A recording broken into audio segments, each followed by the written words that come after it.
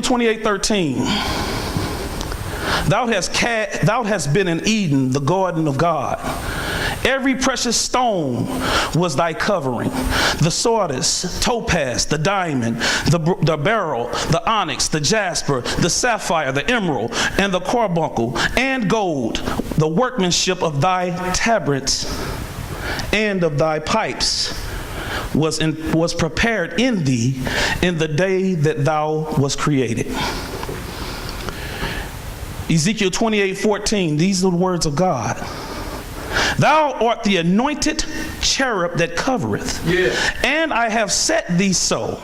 Thou wast upon the holy mountain of God. Thou hast walked up and down in the midst of the stones of fire. Thou was Ezekiel 28:15. I'm reading down to 17, so you guys can stay with me if you want. Thou was perfect in thy ways from the day that thou was created, till iniquity was found in thee. By the multitude of thy merchandise, they have filled the midst of thee with violence, and thou hast sinned. Therefore I will cast thee as profane out of the mountain of God, and I will destroy thee, O covering cherub, from the midst of the stones of fire. Ezekiel 28:17. Thine heart was lifted up because of thy beauty. Let me say that again. Thine heart was lifted up because of thy beauty. Thou hast corrupted thy wisdom by reason of thy brightness. I will cast thee to the ground. I will lay thee before kings, that they may behold thee. I want to ask you all a question. What do we know fire to give off? Fire gives off two things. There's heat and light. So the reason why God wanted me to point out these aspects of Satan, who in heaven his name was Lucifer. Morning song, beautiful.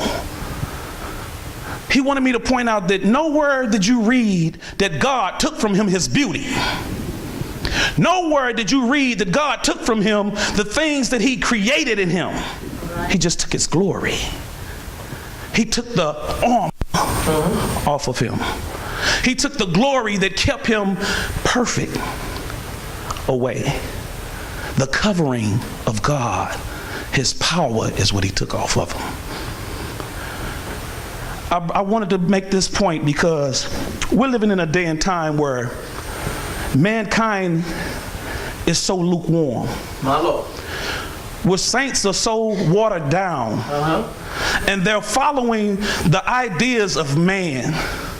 They're thinking they have this concept that the devil is this gruesome looking beast with teeth like a vampire, or like with fangs, and he's supposed to have these horns that are coming from his forehead and this tail and carries a pitchfork. The devil is a lie. He's a deceiver. He's the master of deception. He's had a long time to prepare deception for man of this day and time. We are living in the last and evil days. We're living when wickedness is truly overrunning. My Lord. And the saints are being bamboozled. The saints have not a clue. We're not teaching like we should be teaching the people of God what to look for when they're dealing with the enemy. In his being was every jewel. In his being, in his tabret, as the word says, was every jewel. Diamond, sapphire, jasper, onyx. He had every being. Now these are heavenly jewels. So they had to have a glimmer unlike the jewels that we see here on earth. In his being. The words say pipes. We know that meant that we've been taught that he was basically the morning song. He ushered in the presence of God. He made God's presence so unique, and he knew just how to make a sound that'll make God want to move. He knew just how to he could make a sound come out of his body that would make God just want to shout. made heaven get into an uproar and become crazy about God and give God worship like no other because of his very being. All right. He was not like the other angels. Prove it. God called him the anointed cherub. Yeah. That means that there was no, he said the means one. There was no other angel in heaven like Lucifer. He was the anointed cherub. That means he was the only one that was allowed to walk up and down these fiery coals, these fire stones. Nobody else could walk there. Fire gave off two things: heat, light. He was musical. He was music. He would bring worship. He was worship. His body magnified every color of light. This guy was a walking concert. Saints, he's still a walking concert.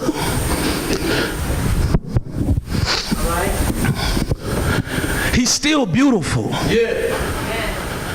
The words say that it doesn't say he's going to make people take the mark. It says he's going to cause them to take the mark. To cause means to deceive. It means to bring something that will take you away. It's a deception. It's to take you away from what you know to be right to something wrong and still make it look good. That's what he's doing in the church realm. Yeah. See, he got the world wrapped up with all of the junk that they playing out here. Girls gyrating and shaking half dressed. Boys got their clothes on too tight, pants sagging off of them. He got them wired up and messed up already. I was like that. Thank God. Thankful. There's a reason to be thankful to God. Be thankful to God that you are here today and not out there. Be thankful to God that you woke up this morning in your right mind. Be thankful to God that he allowed you to hear a word today so that you will know who your enemy was, so you know who your enemy is. Satan didn't lose his luster. He just lost the glory. He can still speak sweet nothings as Eve. He know the word as Eve and Adam. See, Satan can never go where we have the chance to go. He can never be thankful to go to heaven again. He can never know what it is to have God, to hear him when he cry out in the midnight hour, when he's struggling and God steps in and put his arm on him for spiritual battle even while he's asleep. He can never call on God and know that God will cradle him in a time when he's suffering. He can't call out to God and know that God will love on him when he has nobody loving him.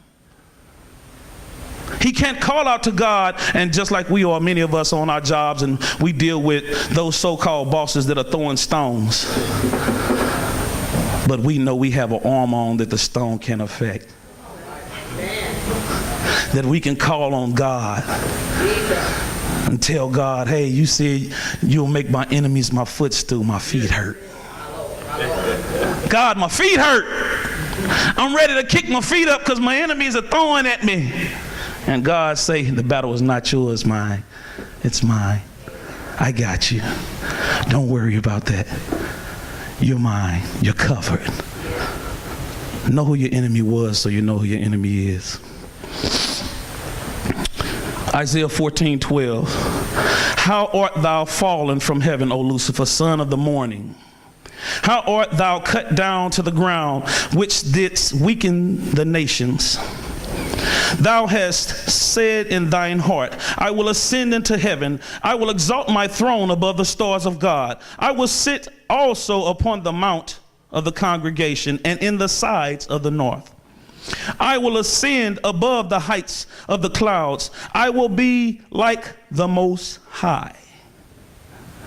Yet thou shalt be brought down to hell, to the sides of the pit. They that see thee shall narrowly look upon thee and consider thee, saying, is this the man that made the earth tremble? that did shake kingdoms. See how this enemy was? His creation is beautiful, and his character was changed. The world has persuaded the people to believe that this enemy will be an ugly, beastly, monstrous, dark, and gruesome creature. And this is only because the scriptures has been taken out of understanding of the text. Yeah. People are looking for the image of the devil to be something that he is in nature, but what he is by his nature or character. The beast is his character.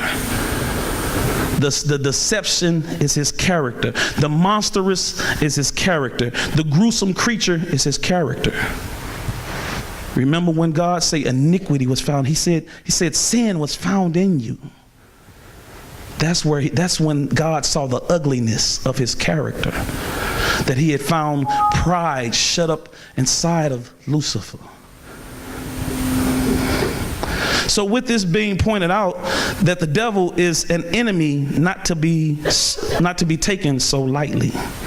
This is an enemy that took 1/3 of heaven in his fall, persuaded Eve and Adam not to believe in the word of truth of their father, their creator, their friend, their provider, and so on and so forth. Could you imagine not listening to your father when he tells you something? But you're going to listen to some buckethead fool who you don't even know? Wow. Know who your enemy was, so you know who your enemy is. Now look to your neighbor and say, know who your enemy was, so you know who your enemy is.